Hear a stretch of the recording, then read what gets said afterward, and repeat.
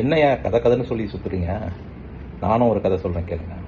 ஒரு காட்டில் சிங்கம், கம்பீரமான சிங்கம் ஓய்வு எடுப்பதற்காக ஒரு மிகப்பெரிய மரத்தின் கீழே நிழலில் சும்மா படுத்துட்டு இருந்துச்சான். ஓய்வுனா தூங்கலாம் இல்லை, சும்மா படுத்துருந்துச்சான்.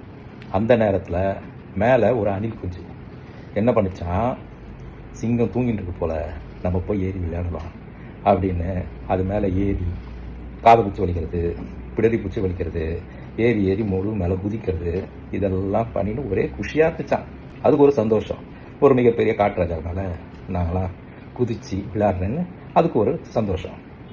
அந்த நேரத்தில் பின்னாடி பார்த்த குள்ள நரி, ஒன்றும் இல்லை ரெண்டு இல்லை, ஒரு 4-5 குள்ள நரி என்ன பண்ணிச்சான், சிங்கராஜா தூங்குறார் போல், நம்ம பின்னாடி போய் அதை தாக்கி ஒழிச்சிடலாம் அப்படின்னு நினச்சிதான். அந்த நேரம் பார்த்து பிளான் பண்ணி 4 பேரும் அது பின்னாடி தாக்க வரும்போது சிங்கம் ஒரு எகிரி கர்ஜித்து 2 அறை விட்டுச்சான். இருக்கிற நரிலாம் காணாமல் போச்சான்.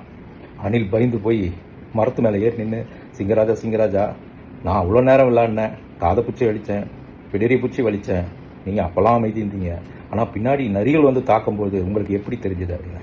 நான் தூங்கலை, நீ என் மேலே ஏறி விளையாடினது எனக்கு தெரியும், நான் அமைதியாக இருந்தேன். காரணம்னா நீ வந்து ஆசைப்படுற, சிங்கத்து மேலே சவாரி செய்யணும்னு ஆசைப்படுற, சிங்கத்து மேலே விளையாடணும்னு ஆசைப்படுற, நீ அந்த நேரம் கொஞ்ச நேரம் நீ சந்தோஷமாக இருக்கட்டும் என்ற ஒரு மன சந்தோஷத்துக்காக நான் ரொம்ப அமைதியாக இருந்தேன் அப்படின்னு சொல்லித்தான்.